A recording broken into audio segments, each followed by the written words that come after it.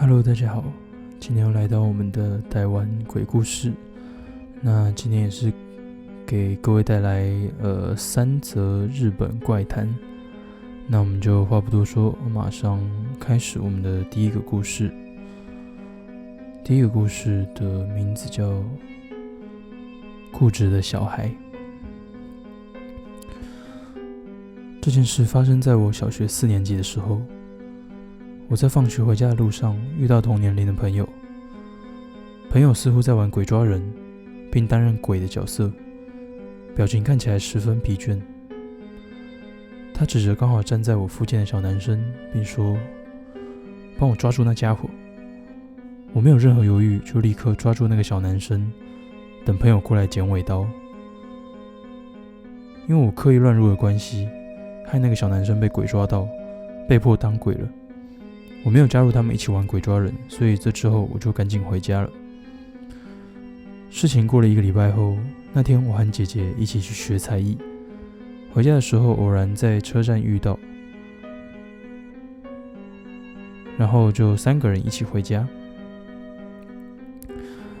在回家的路上，经过一定会路过的公园时，看到那个被我抓住被迫当鬼的小男生正在那里。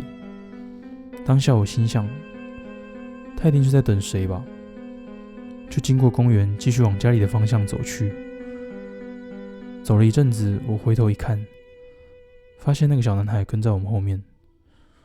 虽然心里觉得有点毛毛的，但我心想应该只是回家的方向相同，待会就会错开了吧。但是过了几个分岔路口，我回头看还是发现小男孩跟在我们后面。结果终于走到了我住的公寓。爬上公寓的阶梯时，精神力薄弱的我心中感到很害怕，就大喊：“你不要再跟过来了啦，烦死了，快滚啦！”然后那个小男生就好像了解我的意思一样，离开公寓消失在黑暗中了。那天晚上我莫名其妙的一直睡不着觉，半夜去上完厕所后，我一直很在意玄关门外的情况，于是我拿着小凳子垫着脚，偷偷的往猫眼外观察情况。然后我发现，那个应该已经回家的小男孩，就正站在门口。他不发一语的低头站在门口，然后我仔细一看，他的手上还握着一把美工刀。隔天早上，我妈出门时，那个小男生就已经离开了。那天之后过了9年，我搬家了。从此之后，我再也没有遇过那个小男生。也不知道他那天拿着美工刀的用意是什么。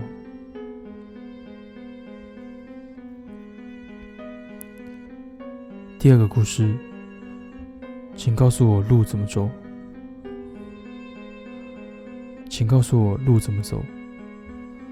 在黄昏的街道上，用这句话叫住我的是一个身材高挑的女人。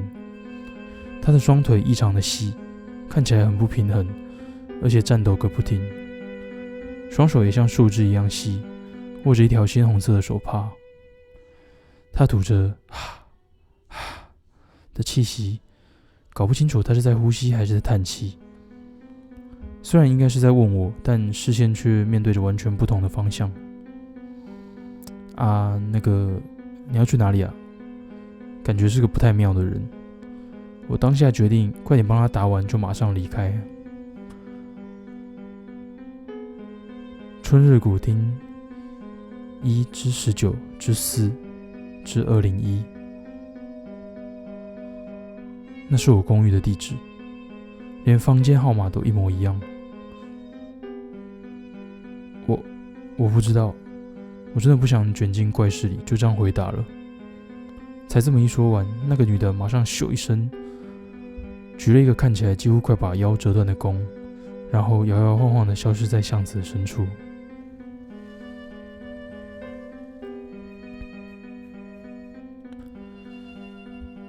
第3个故事，手印。某天，一对大学生情侣开车去山上兜风，夕阳西下，四周逐渐昏暗。2人打算打道回府，但可能是开错路，来到一条没走过的旧隧道前，举目一片朦胧，感觉实在很诡异。但路只有这一条，不走又不行。两人无可奈何地开入隧道。砰！后方的挡风玻璃传来拍击声，女孩子吓了一跳，回头一看却什么都没有，后方也没有来车。两人继续前进，想早点离开隧道。砰砰砰砰砰砰砰砰砰砰砰，各处开始传来拍打车子的声音。两人吓得要死，猛踩油门，全速离开这条隧道。之后拼命开往有人的地方，最后终于到达山脚一间加油站。在明亮的电灯下一看，玻璃布满了密密麻麻、大小不一的手印。两人拜托加油站员工清洁后，就坐在车里茫然地看着手，看着手开始工作的员工。不久，员工歪着头来到驾驶座旁，敲了敲车窗。两人疑惑地打开车窗，却被员工的话吓得全身发冷。那些手印是从内侧印上去的耶。那我们今天的故事就先到这边。如果有什么其他觉得想要分享的恐怖故事的话，也可以在下面留言让我们知道哦。那我们今天就先到这边咯，下次见。